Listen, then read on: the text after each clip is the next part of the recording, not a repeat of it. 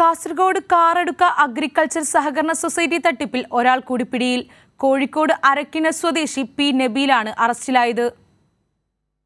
Karadka agriculture സഹകരണ സൊസൈറ്റിയിൽ നിന്ന് 4.76 കോടി രൂപ തട്ടിയ കേസിലെ പ്രധാന കണ്ണിയായ പി നബീലിനെ മലപ്പുറം ചേളാരിയിലെ താമസ സ്ഥലത്ത് നിന്നാണ് അന്വേഷണ സംഘം പിടികൂടിയത്.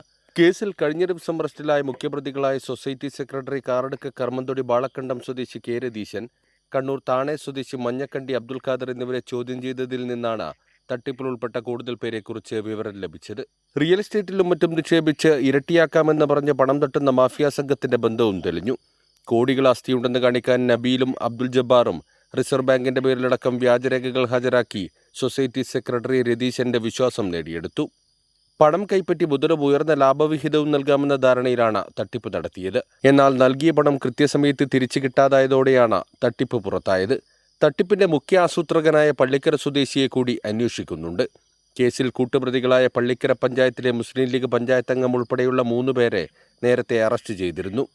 സൊസൈറ്റിയിൽ നിന്ന് തട്ടിയെടുത്ത് വിവിധ ബാങ്കുകളിൽ പണയം വെച്ച സ്വർണം അന്വേഷണ സംഘം കണ്ടെടുത്തിട്ടുണ്ട്.